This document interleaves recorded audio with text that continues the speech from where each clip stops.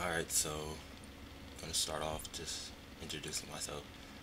I have another video up, and it was a video before I went to Japan, just talking about all the preparation, the mentality that I was supposed to be in, and everything like that. But since then, I haven't really posted anything, and yeah, kind of messed up on that. But anyways, my name's Clinton, and I'm 22. Recently, I was in Japan for a year, and I returned back to America in August, and I'm continuing college my senior year, about ready to graduate. And yeah, so in this video, basically, I'm just going to talk about like getting back to America transition and stuff like that. And I'm also going to be working on like a recap of everything, my experiences in Japan. I really wanted to actually do a video while I was there, but I just got caught up and I didn't have time. So this one is going to be basically about my, coming back from Japan, and also talking about my JET application because I'm applying for JET as well. I'm trying to get back, and yeah, so uh, basically, like when I got back from Japan, um, it was around August 5th, and it was kind of crazy.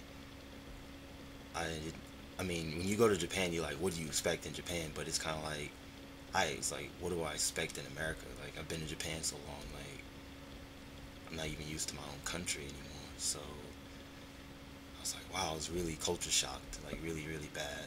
Like, sometimes I was like, people would just walk up to me, like at the airport, people would just walk up to me, ask me what time it was, and I was kind of like, you know, well, I'm not used to that because Japan people really, normally don't do that. They just kind of stare at you, so they don't really go as far as to say something to you directly. So I was kind of not used to that, and you know, transition was kind of difficult because I really like Japanese culture a lot. Societies fits me. I feel as though it fits me perfectly, and you know, I just really loved Japan. So like I was kind of like back in America. I know it's kind of bad because I'm American, but being back in America kind of was like psycho jump. But yeah, so anyways, transition back was kind of difficult. Besides like the culture shock and everything, just money because Japan's very expensive. I spent a lot of money there, and I didn't really do too much traveling. So money and what else? Like school, most definitely school. School was really hard because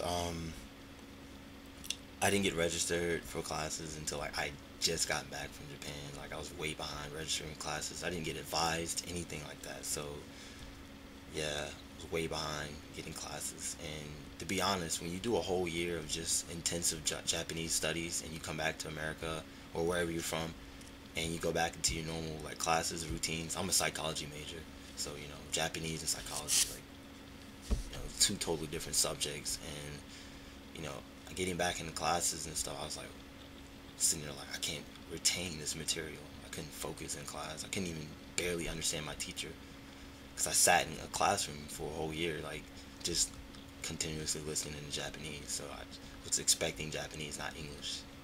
And some of my teachers talk really fast. So like even though I'm American, been in America most of my life, and I'm like forgetting like how to listen to English and stuff. But yeah, that's part of transitioning back. But yeah, school kind of difficult to transition back into.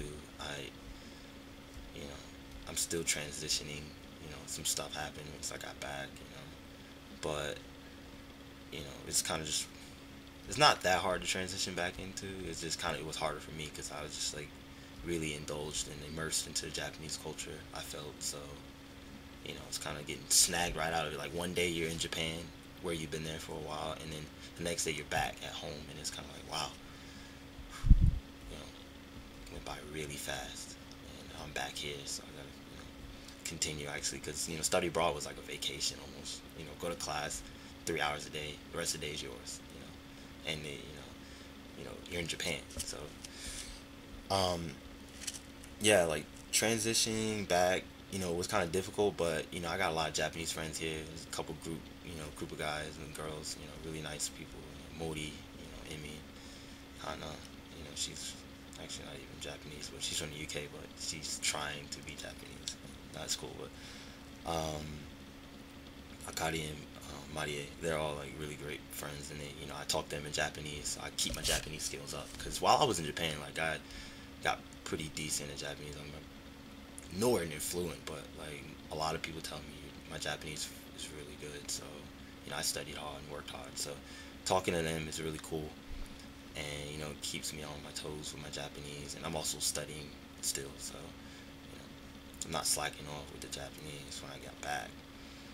But yeah, really good friends here, and it's good to be back. My friends here in America, I'm good to see them and everything. And yeah, so yeah, that's pretty much it for